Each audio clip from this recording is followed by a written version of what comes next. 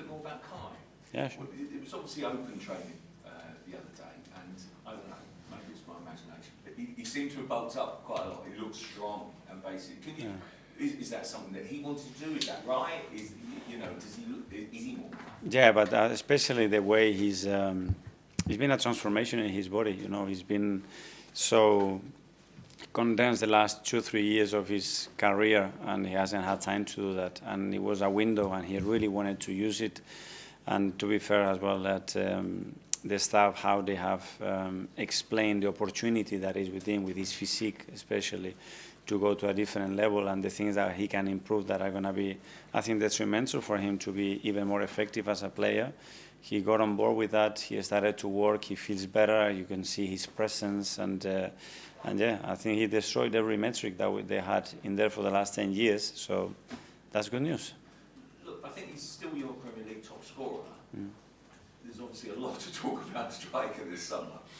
How do you see his future? And is he? I mean, he's always been an adaptable player, right? Yeah. Basically, you know, is he still a striker? Is he more adaptable than that? What's his future? Well, one of the biggest qualities of Sky is his versatility, but goal threat wherever he plays. And he's so intelligent. So, yeah, he will play as a 9, he will play as an attacking midfielder, and he's going to be super important for us as a team. Yes, sir? Hi, Mikel. You just mentioned that with Kai that he destroyed every metric. What kind of metrics are you suggesting there? All of them. The power, acceleration, muscle mass, the way that he has increased certain capacities in his body, his agility, it's been incredible. So I was talking to the medical staff the other day, and they were talking that. But for someone that is not in the team to have that mindset, the only thing that he's done is just raise the standards in that building, because then the other ones that were injured were looking at him and say, I'm going to look bad if I don't do the same. So that's part of the culture, and very grateful, because when the players that not playing are doing that, it's just raising the bar for the next one to come. If he's not at that level, he's going to get exposed, so that will make us better. You of course don't like talking about players that aren't already at your club, but going back to November, obviously you guys played Sport in Lisbon 5-1. What did you make of the performance of Gyokeres on that evening? The direction of the question was good. Till the last part, you know that I cannot talk about any player. Thanks, Sam.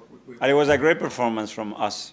That I can tell you. We're really short on time, sorry. We'll go to Jordan from there. Eddie Howe spoke this morning saying how he's frustrated with the number of his players that are linked to other clubs, and he keeps reading about it. Is that just the game now? Is that what you have to deal with as a manager, that your players, if you're playing well, are going to be linked elsewhere? Well, it's part of, I think, where we are, and as well, I think the media and the news are so connected. The amount of messages, pictures that I get that you want this player or you're not using this player is incredible. But yeah, I think it's part of everything that we are here. It's part of the entertainment. I see my kids, and for next season they are already trading players with the games that they play and all that. I mean, it's also connected. We need to accept that, I think. Are they giving you any advice?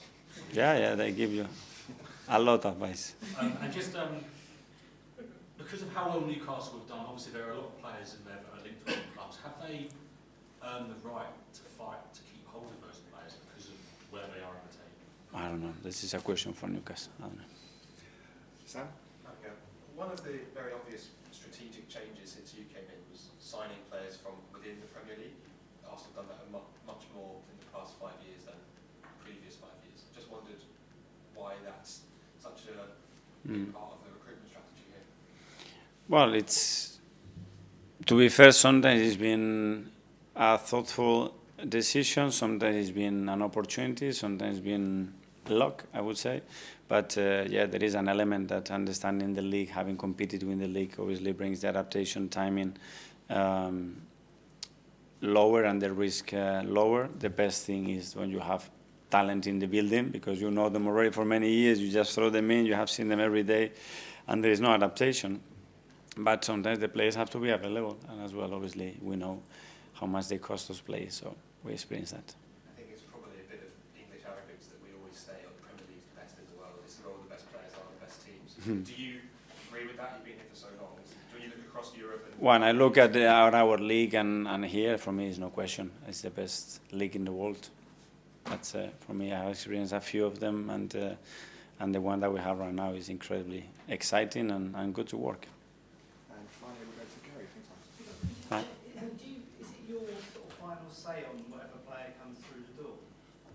It's always a we. I think it's always a decision that all of us have to come together. Then obviously in certain aspects, the club obviously in the financial aspect, whether it's a strategy or this or that, they have a bigger say than me because I don't want to have an opinion on that. I will have probably a reference but not a strong opinion when it's more technical or tactical aspects of how I think that play is going to now emerge and be cohesive with the group of players that we have and where I see him now developing and what we want to do next with another player. Of course, is more between the sporting director, in this case Andrea, myself, and on the scouting department.